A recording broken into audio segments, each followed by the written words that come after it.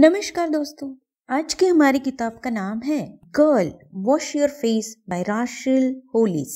ये किताब हर औरत को लड़की अपने जिंदगी की डोर को अपने हाथों में लेने की तरकीब बताती है। वो कहती है कि सिर्फ हम ही हमारी जिंदगी के लिए, खुशी के लिए और हालात के लिए जिम्मेदार होते हैं। दूसरा कोई हमारी जिंदगी को न तो बना सकता है न बिगाड़ सकता है। क्या आपने कभी ये सोचा है कि आप कभी अपने वजन को कंट्रोल नहीं कर सकते, आप कभी सुंदर नहीं लग सकते, आपको नापसंद रिश्तों को निभाते ही रहना पड़ेगा, या आपको अपने सपनों का जॉब कभी नहीं मिलेगा? तो आप अगर ऐसा सोचते हैं तो गलत सोच रहे हैं, क्योंकि इसमें से हर बात को आप कर सकते हैं। बस आपको ये अपने आप को समझाना होगा। जितनी जल्दी आप अपनी नेगेटिव सोच से बाहर निकलेंगे, उतनी जल्दी आप जो भी बनना चाहती है वो अपना वर्जन आप बना सकती है। हम में से ज्यादातर लोगों को ये पता होता है कि हमारे अंदर हमारी हालत को बदलने की ताकत तो है, बस हमें थोड़े से इंस्पिरेशन यानी प्रेरणा की जरूरत होती है। राशेल कहती है कि सबसे पहली बात अपने बारे में और लोग जो भी झूठी सच्ची बातें करते हैं ना, उन्हें सुनना बंद कीजिए। जैसे कि अगर कोई कहता है कि आप तो सांवले हैं, आप पर ये रंग अच्छा नहीं लगेगा, तो आप उनकी बातों को सुनने के बजाय अपने पसंद के रंग की ड्रेस को ही पहनिए, क्योंकि आपको अंदर से जो भी खुद के बारे में महसूस होता है ना, वही आपके लिए सच और सही होता है। राशेल जो 4 बच्चों की माँ होने के बावजूद भी अपने पसंद की जिंदगी जीकर खुद को सफल यानी सक्सेसफुल बना रही है, इसीलिए वो सिर्फ किताब द्वारा ही नहीं बल्कि अपनी जिंदगी से भी औरों को इंस्पिरेशन यानी प्रेरणा दिलाती है, ताकि हर कोई अपनी पसंदीदा जिंदगी को जी सके। अपने पास्ट की सभी अनुभवों को भूलकर हमें सिर्फ अपनी खुशी के बारे में सोचकर जिंदगी में आगे बढ़ना जरूरी है। इस किताब द्वारा वो जरूरी 3 सबक यानी लेसन्स बताती है, जो आपको अपने मौजूदा हालात को भुलाकर उठकर खड़े रहने पर और अपनी अपेक्षाओं की ओर चलने पर मजबूर करते हैं। पहला लेसन वो बताती है कि कीप योर प्रॉमिसेस, यानी हम जब खुद से कोई प्रॉमिस यानी कमिटमेंट करते हैं तो उसे छोटी सी बात के लिए भी बड़ी आसानी से हम तोड़ देते हैं, जिससे हमारे मन में हमारा सम्मान कम हो जाता है। इसलिए हमें अपने आप से की हुई प्रॉमिस कभी नहीं तोड़नी है। जैसे कि कई बार ऐसा होता है कि हमारे कोई दोस्त हमारे साथ प्लान बनाते हैं, लेकिन ऐन मौके पर कह देते हैं कि उन्हें जरूरी काम है, तो हमें लगता है कि कैसे दोस्त है ये, जिन्हें हमारी फीलिंग्स की कोई परवाह ही नहीं है। लेकिन हम खुद भी तो ज्यादातर खुद के साथ यही करते रहते हैं। जैसे कि हमारे न्यू ईयर रिजोल्यूशंस, जिनको हम ही बनाते हैं और हम ही तोड़ देते हैं, जिससे हमारे मन में हमारी खुद की इज्जत और हमारा सम्मान कम हो जाता है। और जैसे हमने देखा कि जब हम ही खुद का सम्मान नहीं करेंगे तो औरों से सम्मान की कोई गुंजाइश ही नहीं बनती। इसीलिए हमें अगर कोई प्रॉमिस अपने आप से करनी है तो थोड़ा सोच कर करनी है, ताकि हम उसे आसानी से कर पाए और हमें ही उसे तोड़ने की नौबत ना आए। जैसे अगर हमें ज्यादा टीवी देखने से कुछ काम करने के लिए वक्त नहीं मिलता, तो हमें अपने आप से ये प्रॉमिस करना जरूरी है कि मैं सिर्फ इतने घंटे ही टीवी देखूंगी। मैंने खुद जब अपने आप से ये प्रॉमिस की थी और उसे 100% उस पर अमल भी किया था, तो आज मैं इस मकाम पर पहुंची हूँ कि मेरे घर में टीवी ही नहीं है, क्योंकि जब देखना ही नहीं है तो खरीदना ही क्यों। और मुझे अपने सारे हॉबीज जैसे किताबें पढ़ना, गार्डनिंग, पेट्स के साथ खेलना, इन सब बातों के लिए काफी वक्त मिलता है।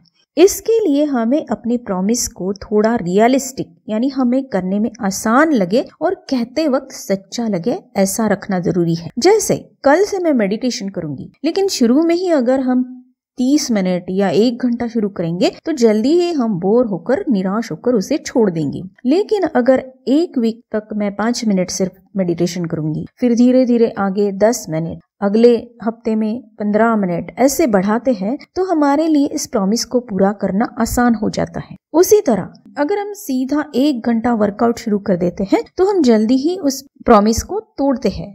लेकिन हफ्ते में 4 दिन या आधे घंटे से शुरुआत करने से हम उस प्रॉमिस को पूरा कर पाते हैं। और इसके लिए हमें बेबी स्टेप फॉर्मूला काम आता है, जिसकी लिंक मैंने ऑलरेडी डिस्क्रिप्शन में दी है ताकि आप उसे डिटेल में समझ सकें। धीरे धीरे जब हमें अपने छोटे छोटे प्रॉमिसेस को पूरा करने की आदत लग जाती है तो फिर हमें बड़े या कठिन प्रॉमिसेस को भी आसानी से हम पूरा कर सकते हैं। दूसरा सबक वो बताती है कि कंट्रोल योरसेल्फ। जब भी हम फैमिली की बात करते हैं तो कैओस यानी कुछ ना कुछ गड़बड़ी तो होती ही रहती है हर फैमिली में। फिर चाहे आप जॉब करती हो या हाउसवाइफ हो, घर में हमेशा कुछ ना कुछ ऐसा होता रहता है कि आप अपने मन के मुताबिक बातें नहीं कर पाते। लेकिन ऐसे वक्त बातें चाहे कंट्रोल में हो या ना हो, आपको अपने आप को कंट्रोल में रखना है। अपने आप पर नियंत्रण रखना बहुत जरूरी है।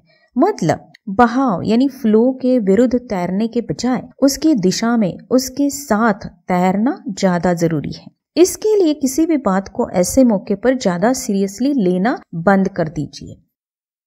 हो सके तो उस गड़बड़ी पर अगर आप हंस सकते हैं तो ज्यादा आसान हो जाता है। आपको अपने आप पर कंट्रोल पाना आसान होता है, क्योंकि हंसना यानी लाफ्टर स्ट्रेस रिलीफ यानी तनाव मुक्ति का आसान उपाय है।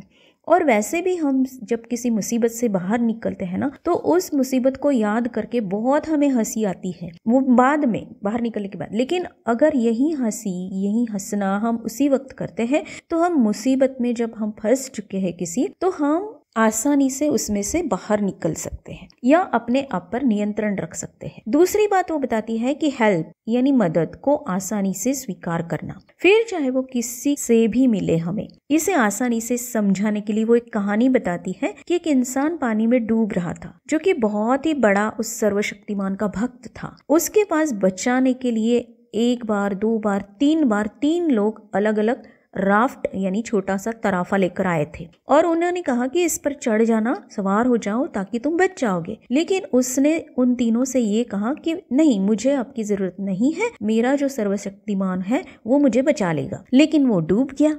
मरने के बाद जब वो उस सर्वशक्तिमान के पास पहुंचा तो उसने पूछा कि मैंने तो आप पर कितना भरोसा किया था कि आप मुझे बचा लोगे, लेकिन आप तो मुझे बचाने आए ही नहीं। तो उस सर्वशक्तिमान ने कहा कि मैं तो 3 बार आया था तुम्हें बचाने के लिए अलग अलग इंसानों के रूप में, लेकिन तुमने वो मदद को ठुकरा दिया।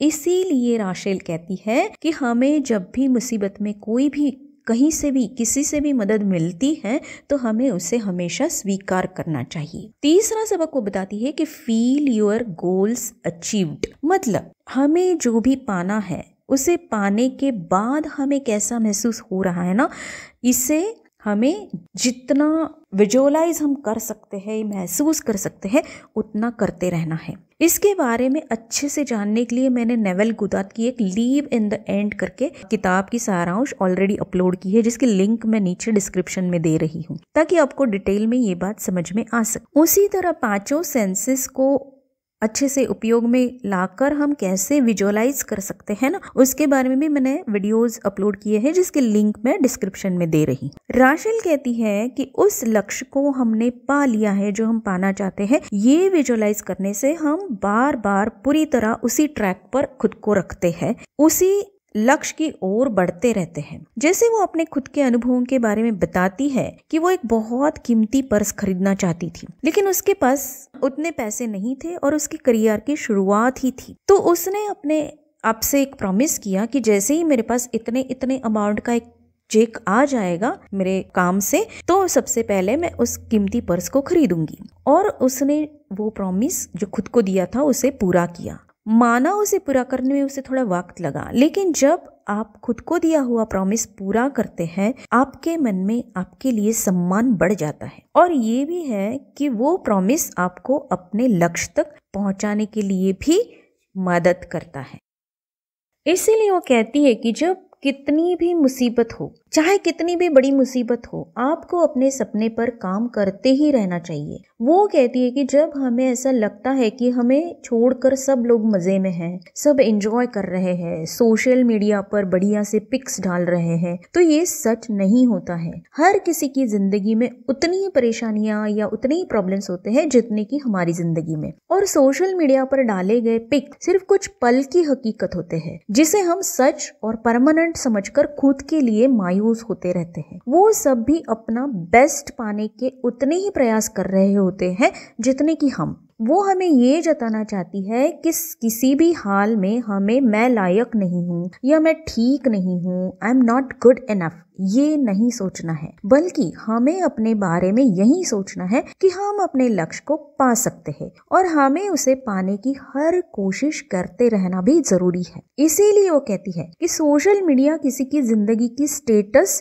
सिर्फ कुछ पल के लिए बताता है, जबकि हो सकता है कि उनकी निजी जिंदगी में उस व्यक्ति का स्टेटस बिल्कुल ही अपोजिट हो। जैसे कई बार हम देखते हैं कि सोशल मीडिया पर लोग कुछ और कहते हैं लेकिन अपनी उनकी असली जिंदगी में कुछ अलग ही होते हैं, क्योंकि जाहिर है कि कोई भी बुरी बातों को सोशल मीडिया पर शेयर या साझा नहीं करता है और इसीलिए हमें कभी भी किसी की सोशल मीडिया की जिंदगी से अपनी जिंदगी को कंपेयर नहीं करना है। इसीलिए वो कहती है कि सफलता पानी है तो एक्शन यानी मेहनत करने की और जिम्मेदारी उठाने की प्रैक्टिस हमें करनी होगी। हमें जो कुछ भी पसंद नहीं है, अच्छा नहीं लगता, उसे ना कहने की हिम्मत भी हमें जुटानी होगी। और ये इम्पोर्टेंट बात वो कहती है कि हमें हमारी जिंदगी में हमेशा पॉजिटिव लोग और पॉजिटिव चीजों को पकड़े रखना बहुत जरूरी है। उसी तरह हमें औरों को जज करना भी बंद करना चाहिए ताकि हमारी खुशी को हम बरकरार रख सके। जैसे किसी के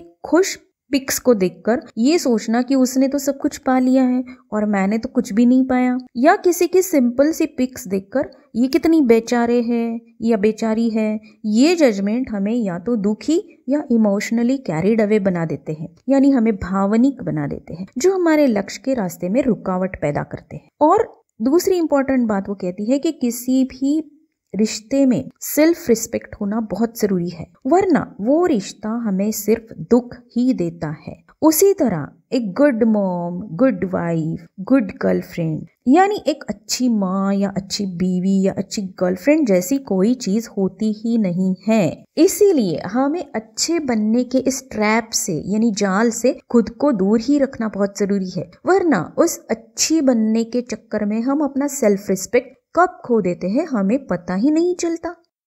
तो चलिए दोस्तों, राशेल की अपनी खुद की जिंदगी में उसने कैसे कैसे बदलाव लाए हैं, क्या क्या प्रैक्टिसेस करके उन्होंने ये तीनों सबक जो बताए हैं इस किताब में उन्हें अपनी जिंदगी में अप्लाई किया है और अपने आप को अपना बेस्ट वर्जन बनाया है, ये सब जानने के बाद हम भी आज से ही शुरू करते हैं इन तीनों सबक पर, इन तीनों लेसन्स पर काम करना, ताकि हम खुद को अपना बेस्ट वर्जन दिला सके, पा सके।